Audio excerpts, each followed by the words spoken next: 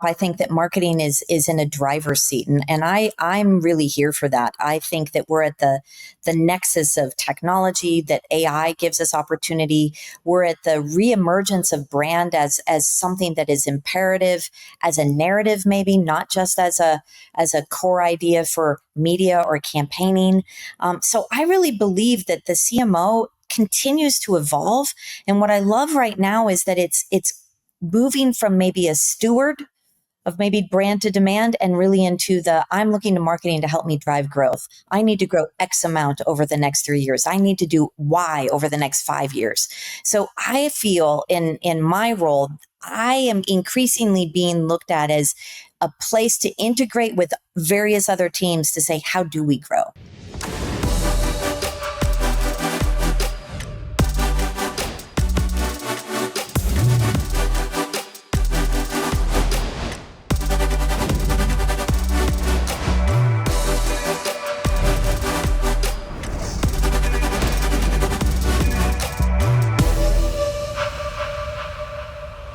Welcome, listeners. This is season 2 of CMOs Unscripted, where we dive into how today's marketing leaders are redefining growth and leadership and at the intersection of tech and creativity. I'm Lisa Martin, and I want to thank you so much for joining us on the kickoff of season 2 of CMOs Unscripted. If you haven't yet subscribed on YouTube, smash that subscribe button so you never miss a bold, unfiltered, unscripted conversation. And thank you again for all the support you gave us in season 1. Joining me today is NetApp CMO Gabie Boko. Hi, Gabe. Welcome. It's so great to see you. Hi, Lisa. I'm so glad to be back. Gabe has more than 25 years of leadership experience. What I love about Gabe, many things, she appreciates transformative technology that has the potential to change the game, and she's done that. She strives to implement technology every day in her role as Chief Marketing Officer, or she often thinks about it, Chief Market Officer at NetApp, and we're going to unpack that today. Gabe, it's so great to have you. I'm so pleased. Congratulations on a fantastic NetApp Insight back in 2025. It looked amazing. I want to be there next year. NetApp sits at the crossroads of cloud and data and intelligence. So you're seeing firsthand how AI is reshaping the CMO's world, and you've had the opportunity to do some amazing things as a marketing leader. You're leading marketing teams through major transformations. We're talking brand overhauls. We're talking tech adoptions, global expansions. I read a Forbes article that you wrote in 2025, Gabe, and you mentioned, and I love this, if your marketing feels like a well-oiled machine, take a closer look. Are you chasing comfort at the expense of opportunity? Gabe, in 2026, what does it take to build a modern, resilient brand at the enterprise level that operates at this edge of change? Yeah, thanks for that question. I think I think what we're discovering more now than ever is that brands have to learn how to be resilient, and that means that they need to be agile. And I think that that's the tune and why I joined technology. It's about adapting. I can't even say the word, adapting to change. But you got to leave the room for being your core, you know, not losing the soul of who your company is. And I think that that's how you build resiliency in. And it's okay to go back in and look and see, hey, we were this, but maybe now we're this. And I think that that's the main thrust of what it means to be a resilient brand. You know, at NetApp, we started by instead of doing a brand campaign, or instead of doing, you know, maybe the traditional trajectory, we really started with understanding who we were. And part of that for us was about not just, you know, a legacy of 30 years, but legacy that meant proven trust. And that was trust that we really wanted to build on, but that we didn't want to lose. So we really identified with the fact that, hey, we're not changing the soul and the character of this company, but we definitely need to make it more agile and much more reflective of where our customers are going with data. And I think that that's what we have to do with brands all up, right? It's about understanding who you are and understanding who you're going to be. And you're doing that at the company and the personal level. And if you can get employees along for the ride, then you're going to get customers along for the ride. And that's how you build something that's resilient. I agree. I think we talk about resilience all the time, especially cyber resiliency. It's absolutely table stakes. NetApp helps customers achieve that. But you bring up such a great point, Gabe, in that a brand has to be resilient because there's so many changes that go on. Change is it's chaotic, but it's the one constant we can appreciate. You also brought up trust, and I think trust is currency. It's currency with your customers. It's currency with your culture, and being able to achieve those in parallel is a thing of harmony and beauty, I think. I agree with that. Just look at all of the companies who change their logos and the backlash that happens when they change their logo. Or if you go a little bit veer away, I'll even just give us as a case in point. We embrace cloud extremely hard. And customers actually pulled us back and said, yes, but you're a this too. How do you reconcile those two? And that was the birth of intelligent data infrastructure, where we felt that we were doing something that was different, that was on the edge, but we needed to give it in language that customers can understand. So that's, if you're not customer focused and you're not really listening and you're just making change for change's sake, then maybe you missed the mark. And I think that's why you're honestly, I think brands have to have bigger ears than they do mouths sometimes. And I think that's really important for most marketers. I agree. They definitely need to have ears. When I was new as an interviewer back in the day, 10 years ago, I would get so nervous conducting an interview with whether it was like a George Carrion or anybody else in the C-suite, that I wouldn't listen because I was so nervous. And as I got more advanced and more comfortable in my vulnerability seat, I realized listening is everything. You just mentioned a great example of how NetApp is leaning into listening to its customers, going, yes, you're this, but you're also this. How do you marry those so that we as customers ultimately, at the end of the day, benefit? Well, and that's a really fine line to walk, right? Especially when you're in technology. Technology is about building a roadmap for the future. But if your roadmap outpaces where your customers are, or you can't walk it back, then you've literally just destroyed that trust that we talked about. So we really believe that, when we think and we talk about who we are and where we're going. And that's why Insight last week, our user conference, was so extremely special. We continued to build on that core idea of intelligent data infrastructure, but we introduced two new things to that. Number one, and this is reflective of the brand that where we're going, we brought back in what is the connection of that culture-driven statement narrative of who we want to be, intelligent data infrastructure, and tied it right back to the portfolio with great new announcements in our portfolio that we're really excited about with AI that we can talk about when we talk about AI. But the other thing we did is we capped it off with something that we're really excited about, a new tagline and a new campaign. But what we definitely said when we said this campaign is we started with intelligent data infrastructure. But that is why we wanted to create a story of intelligent data infrastructure as to why you pick NetApp. And it's not just why NetApp in our terms, but it's why NetApp for you, our customers. And that led us to our brand tagline, which we're really excited about, which is Unleash Genius. And honestly, I closed out my presentation at Insight with, at the end of the day, no matter what roadmap we're launching here, we believe that we can't unleash our genius unless we're helping you unleash yours. And that's the soul of the brand. And I think that when brands look at that and when marketers look at that, don't be afraid to mix up when you announce and how you do things. I did it in a little bit of a reverse way. I focused on the narrative first, then we went into the portfolio and aligned that, and then we brought in a tagline. I don't know if that's right for everybody. It was certainly right for us to retain that ability to be agile, to listen to our customers, and still push the boundaries of where we're going to continue to innovate, which is critical for our customers. That's why they pick us. Exactly. I love Unleash Genius. That is such a brilliant tagline. But you just said a couple of things that kind of are really foundational to why I launched this podcast back in 2025. And that was the CMO role isn't scripted. There are so many plays to be played with and tweaked and going forwards, backwards, in between, from the middle out. And you just talked about how you were able to do that and the value that your customers are seeing. At the end of the day, it's all about that. But we now live in this AI era. So I talk to CMOs every other week. I talk to companies all the time with my marketing work and MC work and things, and everyone has an AI story. The challenge is going, how does that story, where does the rubber meet the road? To your point earlier, it has to be symbiotic with the customer. But what we're seeing in marketing, which is exciting, but also a little scary is AI is totally transforming how we approach marketing. It's going from us being reactive, which we don't have time for anymore, to being predictive and personalized, always on.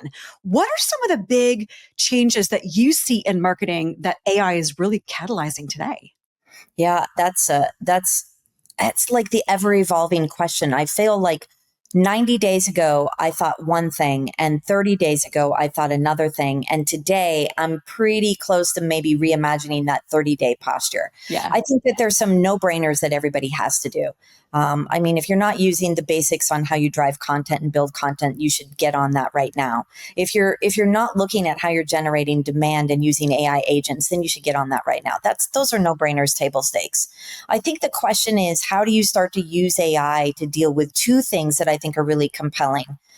Number one is data. And I'm so proud to be part of a data company, and having data be at the core of our intelligent data infrastructure, right? Being a storage company, a data storage company, I think where we're seeing ourselves move for our customers and where AI offers our customers the biggest opportunity and where our roadmap is going is that it's no longer about where your data is living. And that's what AI is changing. It's about how your data is moving. And you do that across a really connected, integrated platform that says you can be in the cloud. You can be in multiple clouds. You can be on-prem. You could be where your data is living. Let's use one of our sponsors, on the car for Aston Martin, or in the stadium for the 49ers, right? You can do all of those things, but if you're not paying attention to where your data is moving and how quickly you are being able to react to that and build for that, both securely and with data management tools, then you're not answering the most basic questions of AI. And that is, there is an onslaught of data. How am I going to utilize it to make my customer experience, my product experience, my everything experience far better? And that's where I think marketing has the biggest opportunity. Marketers have to understand and believe at their core, as we always have, by the way, that data is the driver for growth. Yeah. And AI makes marketers the growth driver for companies if they can harness where that data is. And this gets back to what we were just talking about with marketers being able to be resilient and agile. AI gives us the opportunity to be the risk takers in an environment where maybe risk isn't always accepted, but in a brand or in a marketing posture, it is accepted. So we balance the customer perspective, we balance the portfolio and the roadmap perspective, but marketers have a huge opportunity with AI to leverage the data and leverage that aspect for growth by being the risk takers and using AI in ways that maybe the company hasn't thought of. I love that. I always think, get comfortably uncomfortable. That's how we grow professionally, personally. But from a data perspective, I want to double click on that, because a lot of organizations are very, very data rich, Gabie, but they're insight poor. They collect tons of volumes of data, but they struggle to connect it to strategic decisions, to their AI engines that actually impact revenue. So a big opportunity with data, as you talked about. What are some of the biggest challenges that you've seen, that you've overcome when it comes to really harnessing data as that catalyst for growth? Yeah, I think the biggest one, and NetApp talks about this all the time, but I think it's even a marketing one, even if you're not at NetApp, which is you're having to manage your data across a lot of fragmented environments. And in NetApp, we manage that with ONTAP, right, which is our data management across our clouds, across on-prem, and that's unified. I thought it was really interesting last week at Insight where we started talking about it. It's no longer just unified storage. It's unified data. And no place is that more evident than in marketing, where you're really taking a look at, I need actionable insights to be able to address a new target audience, a new target market, a new product offering. I need to be able to understand what's working almost immediately and be able to address it. I need to tap into AI agents and have them be able to work for me in the best possible way. So that's harnessing data to deliver the kinds of outcomes that you need. I also think as part of that, if you start to think about data as unified and not just the location as unified, and how marketing and anybody in a company needs to use it, is that you have to be secure. Yeah. One of the things we talk about is, it's not just about bringing your data to an AI thing or an AI application. It's about bringing AI into your data. How are you bringing intelligence in? And that means that if you're doing that, your data security is absolutely critical. Yeah. And so all of these layers of what's important when you're using your data become part of what marketers live every single day. We've always lived it, right? We have a lot of data in a lot of different places. We are a line of business that can be an advocate for using AI inside companies, an advocate for that growth engine. But those are the biggest challenges, I think. It's really about the fragmentation and the security. And shockingly, these are things that have never, ever gone away. Right? These have always been the problems with data. What compounds it is that there's just so much more data now. The power, the magic button behind it is AI. And you want a tool, you want to be thinking about something that it has integration at the core, that's thinking about your data in a unified capacity and thinking about it super securely. Absolutely. Those are table stakes. They're not a nice to have. And it's for every industry. You mentioned Aston Martin F1, and NetApp's sponsor. I'm a huge F1 fan. I love Lewis, but I also love Fernando Alonso. I saw him in person once. He's very small. I felt like, I could get in that. I could fit in his seat. But anyway, one of the things from the data. They sweat out so much. Those cars are so hot. I mean, the amount of calories. I know. Think it should be a new diet regimen. We should sit in an F1 car, and that's we should. Going at 200 kilometers an hour, maybe I'll just stay in the paddock. I don't know. But we talk about, like you talked about, like speed, like real time. F1 is such a great example of technology in action from a strategic perspective because it is nanoseconds. But one of the things that we live with when we live with so much data, which is only growing, is uncertainty and discomfort. But what those are integral to the process of change because it shows that we're pushing boundaries. We are exploring new possibilities. And that's what we have to do as marketers.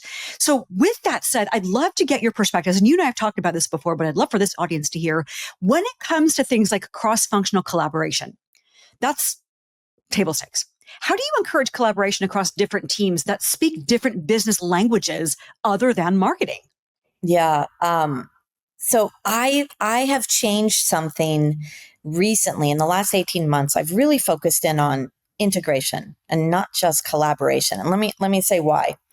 I think collaboration happens after you've already gone through your plan. And then you're saying, here's my plan. I want to collaborate with you to make it go live. I think integration happens when you're saying, I'm building my plan. I want to bring you along. How do I infuse and get this connected from the jump? So you're making strong decisions together. Now, I recognize that not everybody needs to be inputting into a marketing plan. Like I would love it.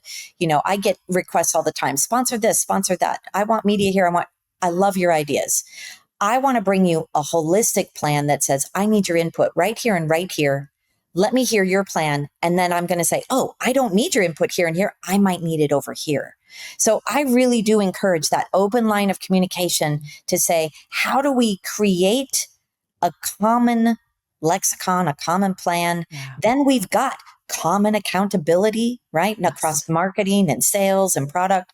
And then we can actually start to say, okay, now how does our technology enable that? How do we make these workflows work? I think about it just in terms of demand generation. Let's leave brand out of it, just in terms of demand generation.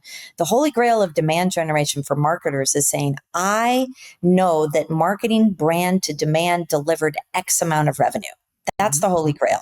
Right. But that does not happen if marketing builds a plan in a silo, right, and then measures it and then throws something over the fence. It also doesn't happen if sales is only sitting there saying, I'm ready to catch.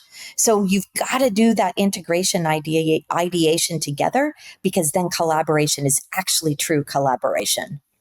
And you just said something that was a total mic drop moment, and that is the connectivity across accountability. I think that is so critical. Speaking that common lexicon, you wrote in this Forbes blog that I was reading over the summer that companies they treat marketing like it's a request machine. Like you have this budget and you want to talk about this product or solution and you want to promote this event. And then they say you have to give us a number of leads. But modern marketing is so much more than that. Plus the MQL is probably dying anyway. But marketing is adaptive. As you said in that blog, which I loved, it should feel messy at times. And that's because it's alive. which I loved that so much, Gabe, because I felt that to my core. Yeah. How do you see, with that said, how is the role of the CMO evolving? What is you mentioned 30 days ago, 90 days ago, I thought this, now I think this. How do you see that CMO role evolving? And what is your North Star right now? I mentioned it up at the top. I think that marketing is in a driver's seat, and I'm really here for that. I think that we're at the nexus of technology, that AI gives us opportunity. We're at the reemergence of brand as something that is imperative, as a narrative, maybe not just as a core idea for media or campaigning. So I really believe that the CMO continues to evolve, and what I love right now is that it's moving from maybe a steward of maybe brand to demand and really into I'm looking to marketing to help me drive growth. I need to grow X amount over the next 3 years. I need to do Y over the next 5 years. So I feel in my role, I am increasingly being looked at as a place to integrate with various other teams to say, how do we grow? Yeah. And that means that I need to understand my own data. That means I need to understand what's going on in the marketing analytics side of things, what's working, what's not working. I need to be able to call it out when it isn't working and tell how I've adjusted. I need to be able to optimize. I am an example for every other team, right? Because I am given a glorious amount of money to go spend on things that most people would think are frivolous. But when you start to see that I am giving you value for those dollars, and I'm willing to say, this worked, that this didn't, I could do better if I did this, let's go move on that, then I'm a partner to you, and then I'm a partner to the growth, and I'm thinking about growth in terms that move outside of my silo. And I think that's really the key. Leadership in marketing isn't just about being adaptive, I think it's about the ability to pivot as the organization pivots and to be a leader in that pivot and not just a passenger. 100% to be a leader in that pivot, because those pivots happen often. So often. They do. There could be a cybersecurity breach at a company or an outage like AWS just had, for example, and we have to pivot. So one of the things you said in that blog, speaking of pivoting, is that embracing chaos, it can be a competitive advantage, and it should be. And I agree with that, because I always say, as I mentioned earlier, to grow personally and professionally, which oftentimes is like this, we got to get out of our comfort zone. We have to get comfortably uncomfortable. Do you have a favorite story, Gabie, where a marketing strategy or campaign worked that really delivered in times that were chaotic? I have so many stories. I think we all do, but I think probably some of my favorite are really thinking about our sponsorship strategy and our customer success strategy. When I think about how we tell stories, we've done a pretty hard pivot to how we tell those stories. Mm-hmm. Sponsorships, I'm really grateful to the leaders who sat in the seat who were before me, who actually, convinced NetApp that sponsorships were a thing and that they needed to participate in. So I walked into a slate that I could actually build upon, which is fantastic. But part of that building upon was changing the trajectory of how we told those stories. As you think about where we were from just showcasing potentially just DreamWorks and even Aston Martin F1, we are now in the position of saying, hey, we have more customers that we can tell those stories with. And the ones that we already had, we're telling even richer stories. DreamWorks is a critical customer for us as we think about how they are being creative and using AI. We want to be part of that, and we're telling that story. Same with the security aspects of how, 49ers are using all of our tools to basically deliver an amazing fan experience, to what Aston Martin is doing. Their car is now their every single thing. I'm just not even going to list it. Single thing, all is on NetApp data storage. And that's a wondrous story, but that's telling a customer story that's really critical. And the newest jewel in the slate or the galaxy is the NFL, which used to be a sponsor and a customer, stayed with us as a customer, and then we came back around and said, we are liking this story. Can we do more with it? And they said yes.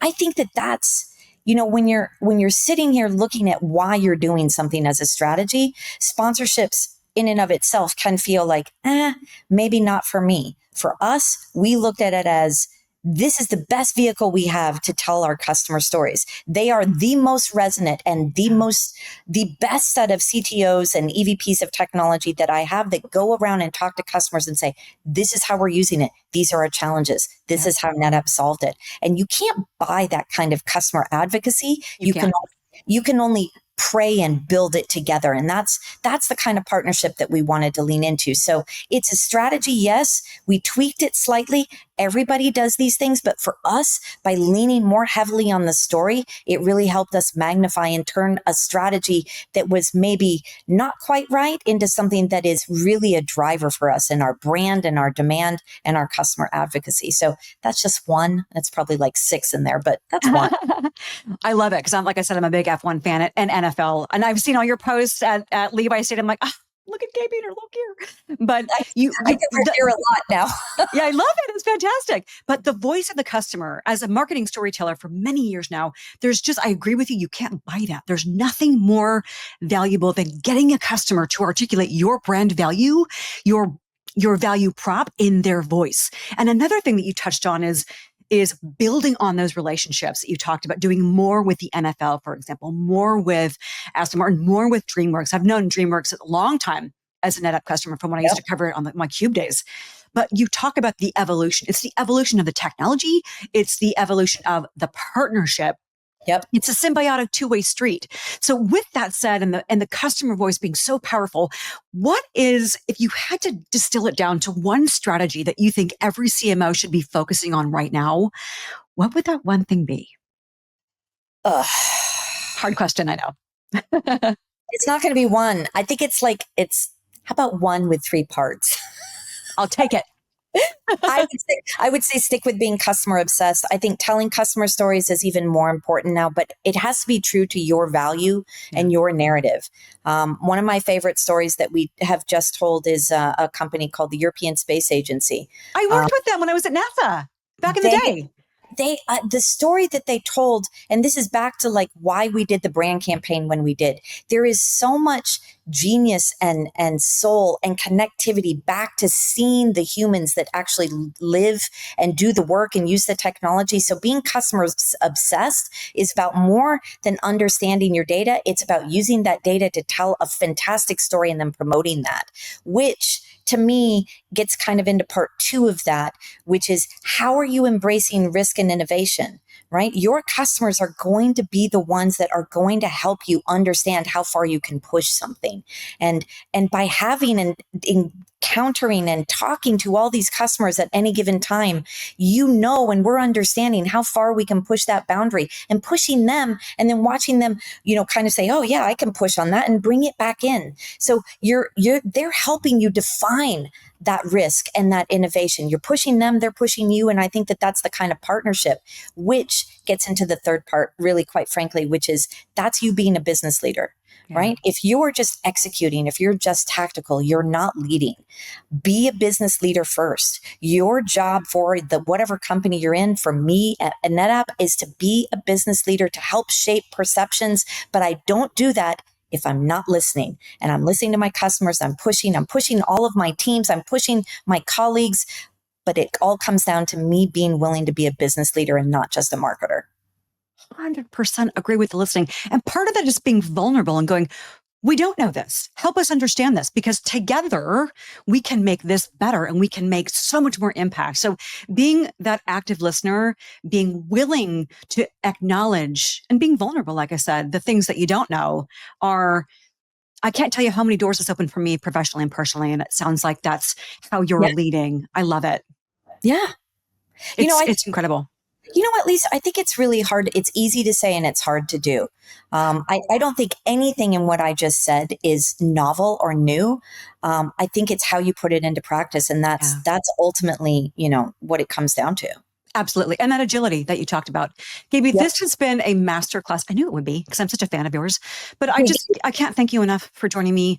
You are the headliner for season 2 of CMOs Unscripted. I loved how you framed the chief marketing officer as not just the CMO, but the chief market officer, because what you really talked about is how the role is evolving, why it has to evolve, and what you need to do to be able to get it to that evolution. Thank you so much for giving us and my listeners some of your time and your wisdom.